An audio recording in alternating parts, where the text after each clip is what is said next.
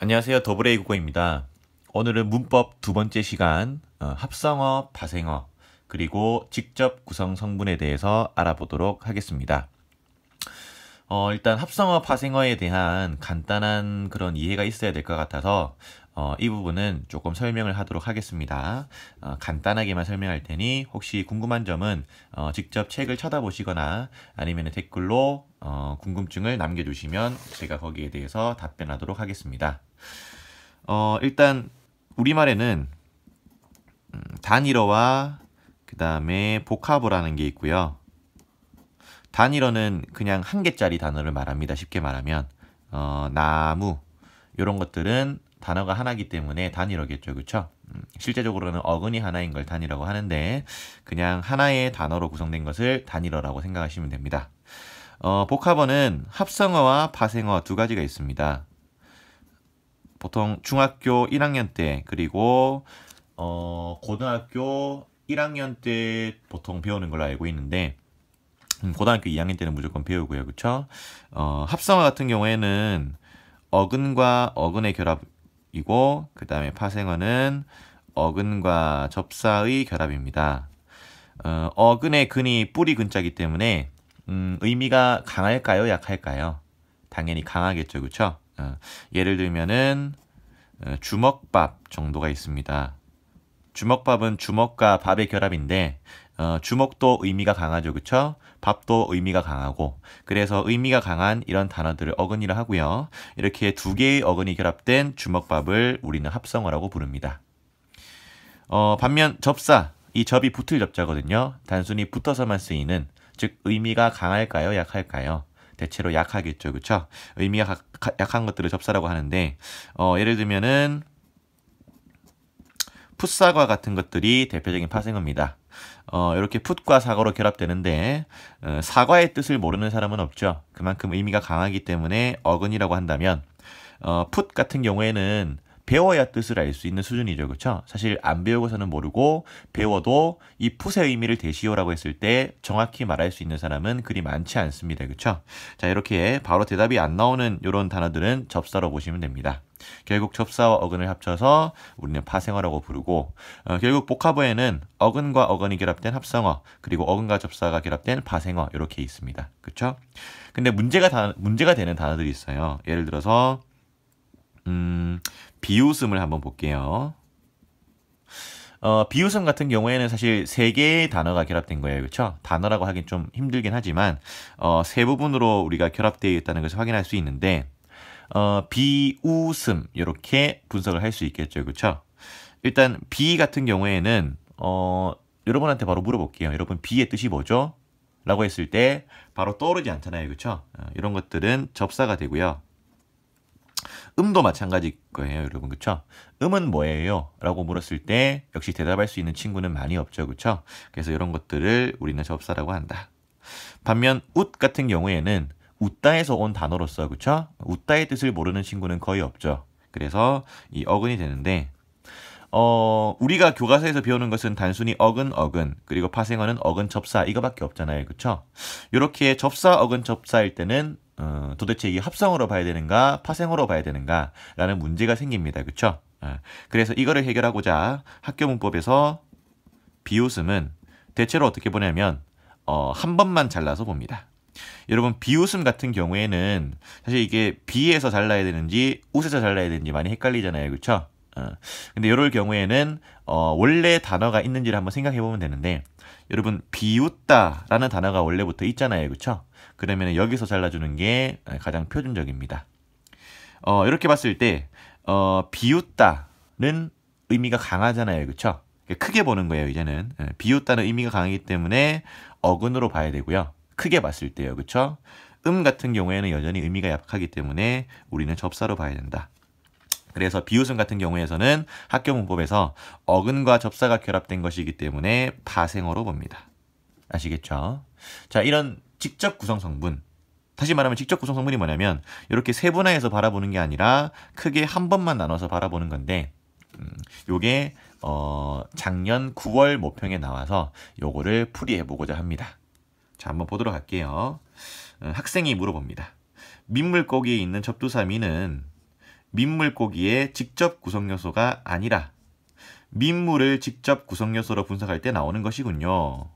이제 왜 민물고기가 파생어가 아니라 합성어인지 알겠어요. 라고 나와 있는데, 요거에 대해서 설명하기 위해서는 사실 요 위에 대한 지문을 읽어야 되기 때문에 따로 설명하지는 않겠습니다. 대신에 직접 구성요소라는 이런 단어가 있고요. 그렇죠? 결국 이 지문은 직접 구성요소에 대해서 설명하는 부분이었습니다. 그건 아까 제가 비웃음으로 설명을 했고요. 간단하게 말하면 직접 구성 성분은 한 번만 착 나눠서 보는 것을 말합니다. 그래서 제가 여기에 있는 단어들을 이렇게 한 번씩 잘라봤어요. 그렇죠? 요게 답이 2번이었던 걸로 기억하거든요. 그래서 2번만 한번 증명해 보도록 하겠습니다. 눈웃음 같은 경우에는 비웃음과 좀 달라요. 그렇죠? 왜냐면 눈 웃다가 없기 때문에 얘를 한 번만 자른다면 당연히 눈에서 한번 자를 수밖에 없을 겁니다. 그렇죠? 그러면은 눈 같은 경우에는 의미가 강하니까 당연히 어근이 되겠죠. 그렇죠? 웃음 같은 경우에는 사실 이거를 이렇게 분석할 수가 있어요. 아까 궁금했던 친구들이 있을 거예요. 왜 웃음을 이렇게 분석을 해야 될까? 웃음은 원래 웃다에서 온 단어이기 때문에 이렇게 잘라야 되는 겁니다. 그래서 항상 원형을 생각하는 그런 습관을 들이는 게 좋고요. 어쨌든 이렇게 봤을 때는 어근, 이렇게 봤을 때는 접사죠. 그렇죠? 하지만 웃음 그 자체로 봤을 때는 뭐라 봐야 돼요? 크게 보자는 거예요. 그렇죠? 웃음 이 자체로 봤을 때 뜻을 모르는 사람은 없죠. 그래서 어근이 된다. 결론적으로 눈웃음 같은 경우에는 합성어가 되죠. 그렇죠?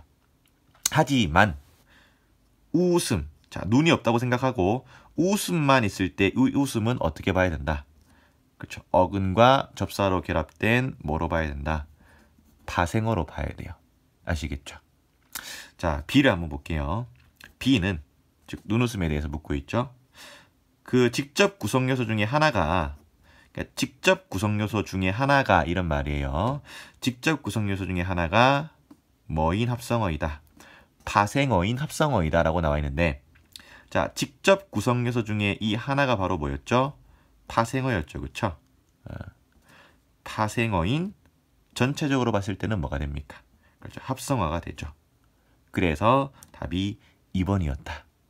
즉, 이 문제가 어려웠던 이유는 이 눈웃음이라는 하나의 단어를 직접 구성요소로 했을 때 무슨 어인지도 알아야 되고 그리고 직접 구성요소를 안 했을 때 이렇게 세 부분을 나눴을 때도 어떤 형태를 지니고 있는지를 물어보는 문제였기 때문에 굉장히 수준 높은 문제였다라고 생각을 하시면 됩니다. 좀 시간적 여력이 있기 때문에 그 다음으로 많이 골랐던 저 놀이터 이에 놀이터 하나만 더 해드리고 이 강좌를 마치도록 하겠습니다. 놀이터 같은 경우에는 크게 나눴을 때는 놀이와 터로 나눠집니다. 그렇죠? 그러면 놀이만 봤을 때 의미가 강하기 때문에 어근이라 볼 수 있고요. 그렇죠? 근데 이 문제 이 놀이터를 많이 골랐던 이유는 학생들이 사실은 터가 뭔지 몰라서 많이 틀렸어요. 이게 2013년 고2 문제인가 한번 나왔었는데 그때도 정답률이 매우 낮았거든요.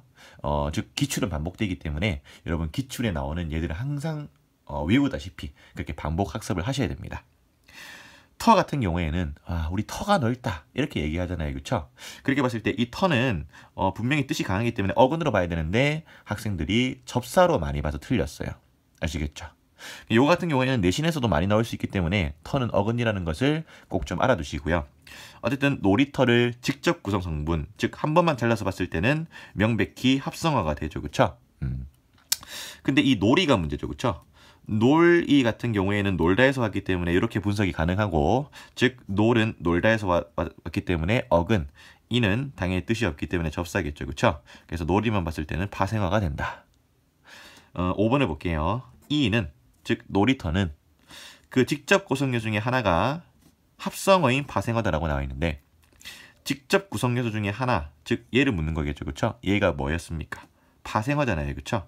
그래서 이게 틀렸고 또 파생어인 합성어인 파생어라 했는데 놀이터 자체는 사실은 무슨 어예요? 또 합성어잖아요. 그렇죠? 그래서 이 부분도 틀려서 5번은 답이 될 수가 없었다. 결론적으로 중요한 것은 합성어와 파생어를 구분하는 방식은 크게 두 가지가 있다.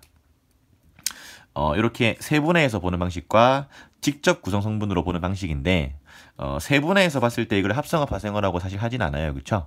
하지만 이렇게 어근과 접사로 나눌 줄 알아야 되고 그리고 직접 구성 성분은 몇 번 나누는 거다. 그렇죠. 한 번만 나누는 거다라는 걸 아시면은 앞으로 합성어, 파생어, 직접 구성 성분이 나왔을 때 결코 당황하지 않고 잘 풀 수 있을 거라고 생각합니다. 매번 이렇게 문법은 좀 굉장히 어려웠던 것만 올리는데요. 그래서 사실 문법은 한 번만 들어서는 이해하기 힘들 수도 있습니다. 그래서 한 번만에 이해가 안 되는 친구들은 한 번, 두 번 계속해서 들어보시고요. 그래도 이해가 안 되면은 댓글을 남겨주시고 또 그래도 이해가 안 된다면 다른 선생님 강좌도 찾아보는 것도 굉장히 좋은 습관이라고 생각을 합니다. 어쨌든 여러분의 이해를 위해서 짧은 시간이지만 최대한 노력을 해봤고요. 한 번 더 공부해 보시고 궁금한 점이 있으면은 댓글 남겨주시면 감사하겠습니다. 네, 그러면 문법 2강 마치도록 하겠습니다.